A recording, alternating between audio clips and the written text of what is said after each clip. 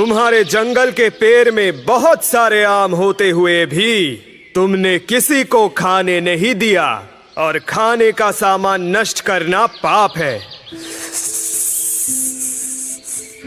मुझसे भूल हो गया है, मुझसे भूल हो गया है। मैं अब से सबके बारे में सोचूंगा। सुंदरपुर नाम के एक जंगल में बहुत सारे पंछियां एक साथ रहते थे। उधर जंगल के आधा हिस्सा लेकर एक किंग कोबरा रहता था। वो पंछियों को हमेशा ही तंग करता था।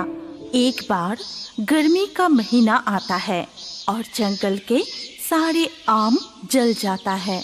गर्मी के महीने में आम ही एकमात्र फल है जिससे जंगल के सारे प्राणी अपना भूख मिटा सकता है। तो सारे आम जल जाने पे सारे पंछियां बहुत ही मुश्किल में पड़ जाते हैं। क्या मुसीबत आ गया? अब हम लोग क्या करेंगे? पता नहीं सारे आम कैसे जल गए। चिंता मत करो, सब ठीक हो जाएगा। भगवान परेशानी दी है तो वो ही हल भी करेंगे। उधर जंगल के जिस तरफ नागराज था, उधर कोई भी पेड़ में कोई आम नष्ट नहीं हुआ था।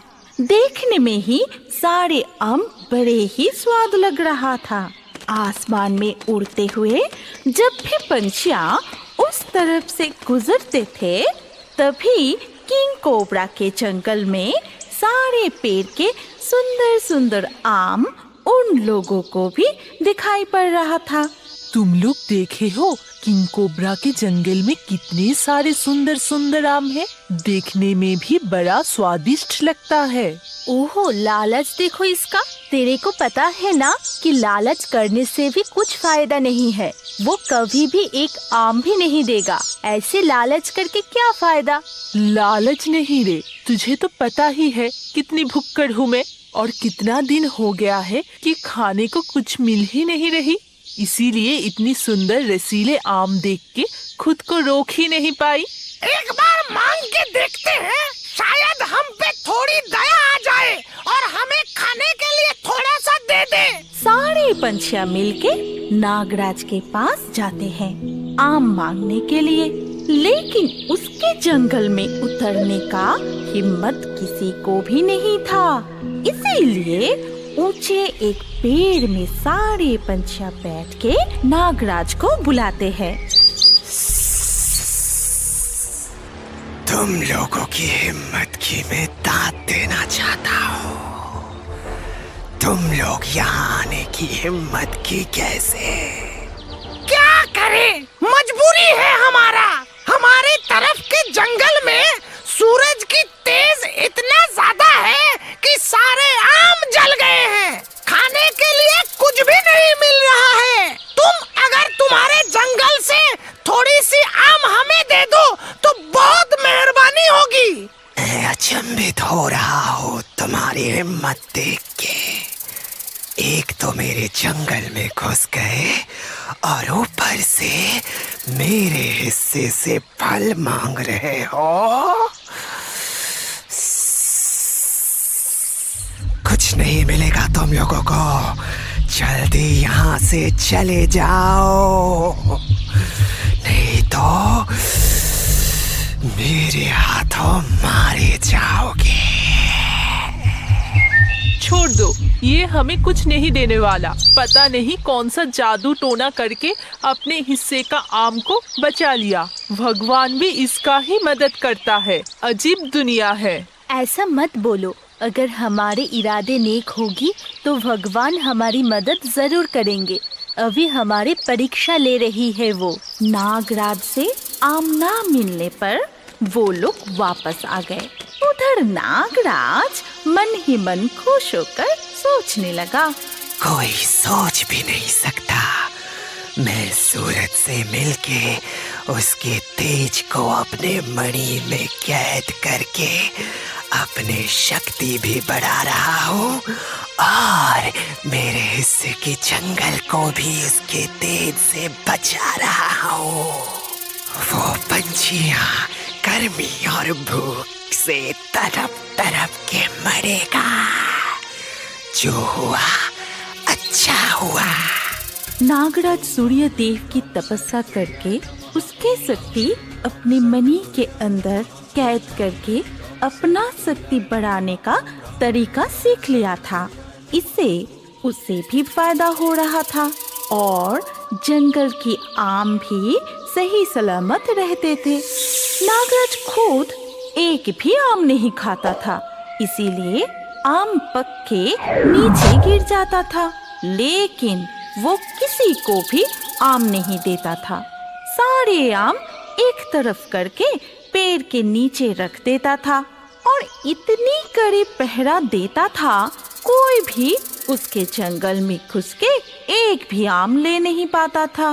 लेकिन सूर्यदेव अपना शक्ति पूरे जंगल में दिखा नहीं पा रहा था, इसीलिए जंगल के जिस हिस्से में पंछियां रहती थी उस पे सूर्य अपना शक्ति कुछ ज्यादा ही दिखा रहा था और इसीलिए पंछियां और पेड़ पौधे बहुत दिक्कत में आ गए थे।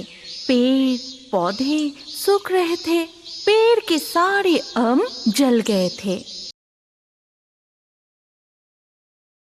करते हैं, शायद वो हमारी मदद कर दे। तो फिर चलो मन लगा के उनको बुलाते हैं, वो हमें निराश नहीं करेंगे। दूसरी तरफ बजरंगबली जंगल में घूमने निकलते हैं, क्योंकि जंगल से उनकी बहुत लगाव है। लेकिन बहुत दिनों बाद वो इस जंगल में आए थे, इसीलिए उन्हें जंगल के हालात कुछ भी पता नहीं था। जब पंछियां मिलके उनको शरण कर रहे थे, तब उन लोगों की आवाज बजरंगबली तक पहुंच गई। इतनी परेशानी से मुझे क्यों बुला रहे हैं? मुझे देखना होगा कि बात क्या है। फिर बजरंगबली पंछियों के आगे प्रकट हो जाते हैं। क्या हुआ वत्स? हम लोग बहुत परेशानी में हैं, हमें इस संकट से रक्षा कीजिए प्रभु। हुआ क्या है? खुल के बताओ। प्रभु, हम लोग बहुत परेशानी में हैं। इस जंगल में इस गर्मी में आम के अलावा कोई फल नहीं मिलता है, इसीलिए हमारे खाने के लिए सिर्फ आम ही मिलता है। लेकिन इस बार सूरज की तेज इतना ज्यादा है कि हमारे जंगल के एक भी आम नहीं बच पाए, सब जल गए हैं। एक तो इतनी गर्मी है, ऊपर से खाने के लिए कुछ भी नहीं है। हमारी प्राण संकट हो रही है प्रभु। प्रभु, और एक बात है, आपके जानकारी के लिए बोलना चाहता हूँ। जंगल के दूसरे हिस्से में नागराज का वास है, वो बहुत ही भयानक है। लेकिन उसी हिस्से में सारे आम सही सलामत है। पता नहीं ये कैसे कर रहा है। हम लोग उससे मांगने भी गए थे, लेकिन एक भी आम वो हमें नहीं दिए। वो खुद भी नहीं खाते हैं, सब आम फेंक देते हैं। उसकी इतनी हिम्मत! किसी के खाने के चीज नष्ट कर रहे हैं। क्या उसको पता नहीं कि खाने के चीज नष्ट करना पाप है? तुम लोग चिंता मत करो, अब से तुम्हारे जंगल में भी सुंदर रसीले आम उगेगा। मैं तुम लोगों को आशीर्वाद देता हूँ, अब से कभी यहाँ खाने की कमी नहीं होगी। ये कह के बजरंगबली वहाँ से गायब हो गए। फिर वो जंगल के बाहर एक ऊंची टीला के ऊपर जाकर बैठ गए और वहाँ पे जाके एकांत में उन्होंने मन ही मन सोचा, ऐसा कैसे हो सकता है कि जंगल के एक हिस्से में सूर्य का तेज इतना ज्यादा और दूसरे हिस्से में सब कुछ ठीक है? मुझे लगता है ये सूर्य का ही कोई साजिश होगा। अब मुझे ही कुछ करना पड़ेगा। ये सोच के बजरंगबली सूर्य के पास जाके उससे कहते हैं, तुम शायद पुरानी बात भूल गए हो। लगता है तुम्हें याद दिलाना पड़ेगा, बचपन में मैंने कैसे तुमको खा लिया था। वो भूल चुके हो लगता है, इसलिए मेरे भक्तों को इतना सता रहे हो। मुझसे भूल हो गया। किंग कोबरा ने मुझे अपने बातों में फंसा लिया था। उसने मुझे कहा था कि मेरे तेज धूप के वजह से उसे शक्ति मिलता है। शक्ति ना मिलने से वो तड़प तड़प के मर जाएगा। मुझे उसके ऊपर दया आ गया इसीलिए मैंने अपनी तेज ज्यादा बढ़ा दिया। मुझे ख्याल ही नहीं रहा कि मेरे तेज धूप के वजह से बाकी लोगों को भी परेशानी होगी। मुझे माफ कर दो। आज से मैं अपना तेज कम कर दूंगा। ये मेरा वादा है आपसे। सूर्यदेव से बात करके बजरंगबली पंछियों के पास आते हैं। उन लोगों से कहते हैं, आज से तुम लोगों को कोई भी परेशानी नहीं होगी और मैं तुम लोगों को आशीर्वाद देता हूँ। आज से तुम्हारे जंगल के सारे आम बिल्कुल ताजा हो जाएगा और वो भी सबसे स्वादिष्ट और रसीला होगा। सभी आपकी कृपा प्रभु। इधर बजरंगबली से बात करने के बाद ही सूर्यदेव अपना तेज एकदम कम कर देता है। इससे पंछियाँ झूम उठते हैं, लेकिन नागराज को बहुत परेशानी होने लगी। सूर्य के तेज कम हो जाने से वहाँ पे मणि में सूरज की शक्ति कैद नहीं कर पाए। इसीलिए नागराज की तबीयत खराब होने लगा। वो एकदम कमजोर हो गया। तब वो सूर्यदेव को शरण करने लगा। हे सूर्यदेव, आपने अपनी शक्ति कम क्यों कर लिए? आप क्या मुझसे गुस्सा हो गए हो? मैंने क्या गलती कर दी?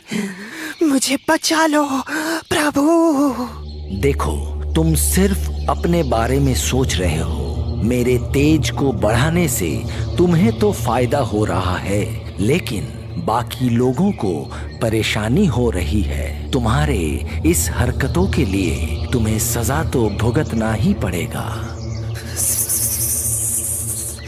मुझे माफ कर दो, मुझे माफ कर दो, मुझ पे दया कर दो। मैं कमजोर होते होते मर जाऊंगा।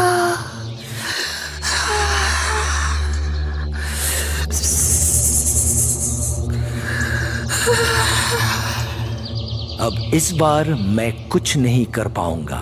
तुम्हें कोई दया कर सकता है तो वो सिर्फ बजरंगबली ही कर सकता है। उनको शरण करो, अपना तकलीफ उनको बताओ। वो चाहेंगे तो तुम्हें बचा लेंगे। सूर्यदेव से बात करके भी कोई फायदा ना होने पर वो बजरंगबली को शरण करने लगता है। कुछ ही देर शरण करने पर बजरंगबली उसके सामने प्रकट हो जाते हैं। क्या चाहिए? क्यों बुलाए हो मुझे? मेरी मदद कीजिए प्रभु, मेरी मदद कीजिए। सूरज देव ने अपनी शक्ति कम कर दी है, इसीलिए मैं बहुत ही मुसीबत में आ गया हूँ। मैं बहुत कमजोर हो गया हूँ। ऐसा चलता रहा तो मैं मर जाऊंगा।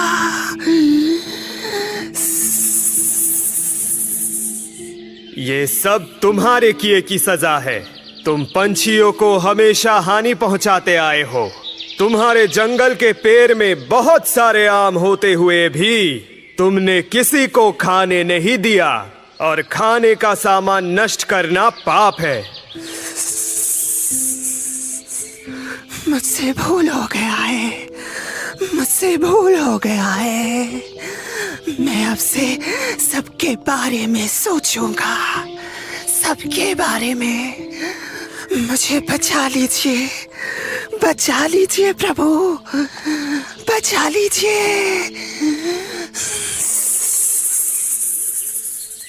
अब मैं कुछ नहीं कर पाऊंगा।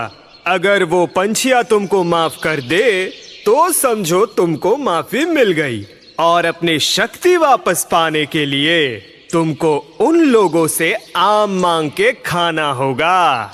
अगर वो लोग तुम्हें आम खाने के लिए देते हैं तभी तुम्हारी शक्ति वापस आएगी। ये सब कह के बजरंगबली वहाँ से गायब हो जाते हैं। किंग कोबरा पंछियों के पास जाकर माफी मांग लेता है और सारी बात सबको बताता है। तुम हमारी मदद करो या ना करो, हम लोग तुम्हारी मदद जरूर करेंगे। ये कह के पंछियाँ उसको आम देते हैं खाने के लिए। वो रसीला सुस्वादु आम खाकर किंग कोबरा की शक्ति फिर से वापस आ जाती है। मदद करने के लिए शुक्रिया दोस्त। अब से मैं भी तुम लोगों का दोस्त बनकर रहूंगा। अगर तुम्हारे ऊपर कोई भी मुसीबत आए तो मैं तुम लोगों की मदद करूंगा और मेरी जान बचाने के लिए तुम लोग मेरी मणि इनाम के तौर पे रख लो।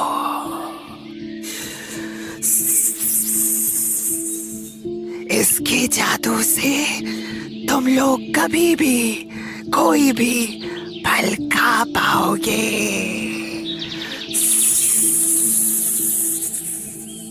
नागराज के मणि इनाम के तौर पर पाके सब खुश हो जाते हैं। तभी बजरंगबली वहाँ प्रकट होके सबसे कहते हैं, अब तुम लोग सब मिलजुल के रहो। मेरे जाने का समय आ चुका है। मुझे मेरे प्रभु के लिए बहुत ही जरूरी काम को खत्म करना है।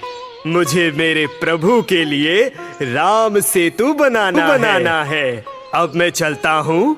मैं जल्द ही काम खत्म करके तुम्हारे पास लौट आऊंगा। हमारी कहानी यहाँ पर खत्म होती है। अगर आपको ये कहानी पसंद आई तो इस वीडियो पे लाइक जरूर करना। अगर आपके पास कोई पसंदीदा कहानी हो तो कमेंट करके बताएं। सबसे अच्छा कहानी चुन के हम ऐसे ही कार्टून बनाएंगे। और अभी हमारे अगले वीडियो देखने के लिए स्क्रीन के ऊपर इस वीडियो पर क्लिक कीजिए और रियो बर्ड्स